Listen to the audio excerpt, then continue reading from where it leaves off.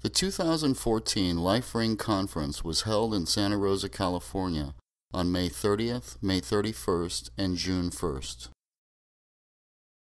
Friday, May 30th, began at the Arlene Francis Center near Railroad Square in Santa Rosa.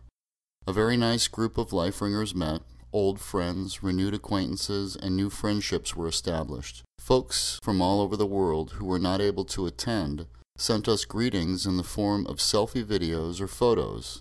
There were greetings from Ireland. Greetings to all at the Lifering Conference from us here in Ireland. Slán lads agus gura míle maithagad. Petoskey, Michigan. Life at Lifering in Petoskey, Michigan.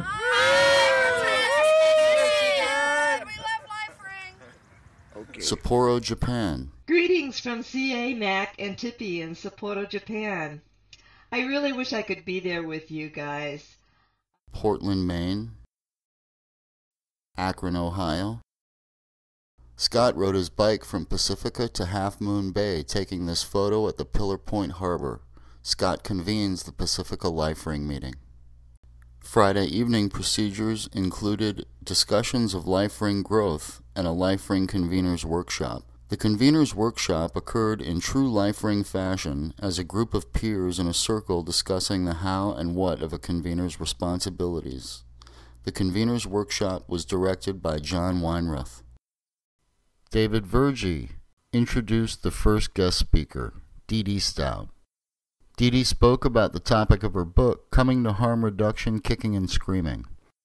She pointed out that abstinence is part of harm reduction and that many accepted practices in sobriety are indeed forms of harm reduction. So, I've been invited here today to speak to you on harm reduction. Oh, joy. Which I'm absolutely delighted to do. I don't know how many of you are a little reluctant, is that the word? Concerned, maybe? Harm reduction is something that I came to personally kicking and screaming, hence the name. And frankly, I think I assumed everybody did. That is how people got to harm reduction that I do. Whatever harm reduction is, and we'll talk about that too. The next segment was assigned to other sobriety support groups, giving an overview of their programs. Smart Recovery, Women for Sobriety, and the local intergroup fellowship of Alcoholics Anonymous were all invited to participate. A Smart Recovery overview was presented by Brad L. from San Francisco. It was very well composed and presented. Women for Sobriety had initially accepted our invitation but were ultimately unable to arrange for a presenter in Santa Rosa. We hope they'll be able to resume participating in the future. The Sonoma County Intergroup Fellowship for Alcoholics Anonymous issued a statement that they were unable to participate. Their statement was a very gracious and encouraging acknowledgement that they had appreciated the invitation and would consider participating in the future. The first speaker of the afternoon was introduced by Martin Nicholas, co-founder and former CEO of Lifering. Marty introduced John Heller. Mr. Heller is the lead attorney involved with the federal lawsuit, Hazel versus Crowfoot. Mr. Heller outlined the constitutional rights of all Americans regarding clear and equal choice of sobriety support, especially secular support. A highlight of Mr. Heller's presentation was when he introduced the plaintiff, Barry Hazel Jr., to the audience. Barry Hazel received a welcoming applause. Lifering has invited Mr. Heller because of his victory in a case called Hazel v. Crowfoot. I greatly admire, as an attorney myself, I greatly admire the technical legal work that Mr. Heller has done in that case. John Heller's work on the Hazel v. Crowfoot case is, among other things, a battle to establish the principle, or to reestablish the principle, that the addicted person always remains a whole person, conflicted and troublesome as the case may be, but always remains a citizen and a member of the community entitled to its basic rights and privileges. Please give a warm welcome to John.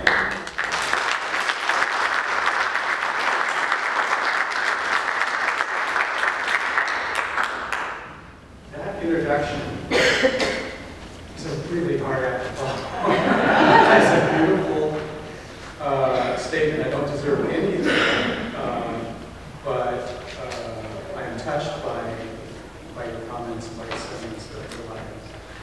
Jerome from Santa Rosa introduced Lee and Thompson Hamilton from Mountain Vista Farm Alcohol and Drug Rehab Center. The focus of their presentation was that 12-step and Lifering are not mutually exclusive in a treatment environment. The differences are insignificant compared to the common goals. Todd, convener of the Thursday Lifering meeting in Santa Rosa, introduced Dr. Candace Shelby, a longtime Lifering member and supporter.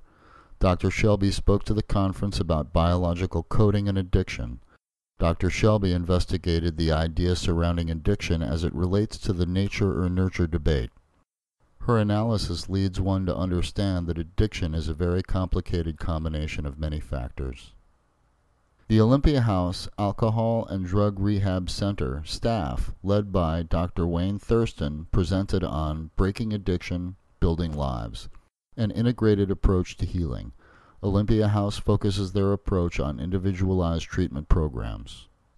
Deanne, convener of the Wednesday Lifering meeting at Kaiser CDRP in Santa Rosa, introduced Dr. Meenakshi Subbaraman, who presented results from a survey conducted by the Alcohol Research Group as the results relate to Lifering.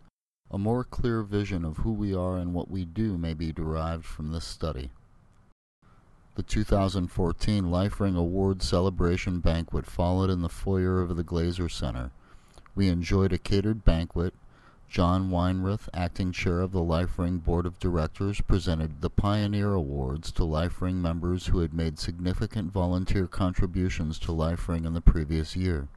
Sunday, June 1st, we reassembled at the Arlene Francis Center for the Lifering Congress. The role of the face-to-face meeting of the Lifering Congress has changed in recent years. The Lifering Congress no longer votes at the face-to-face meetings on general election issues or candidates.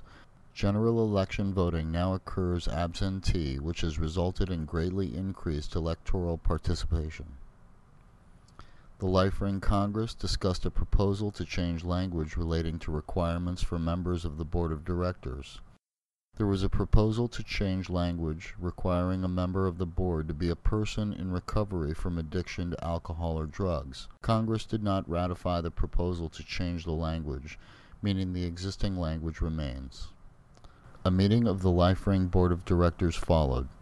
Acting Chair John Weinrith conducted the board meeting. The public was welcome. Minutes of the annual board meeting are published on the Lifering website as they are produced. The 2014 Lifering Conference is dedicated to David Deneef, who was an early volunteer with Lifering in Santa Rosa and Sonoma County. David Deneef succumbed to lymphoma on September 3, 2013, with over 33 years clean and sober. The 2014 Santa Rosa Lifering Conference was David's idea.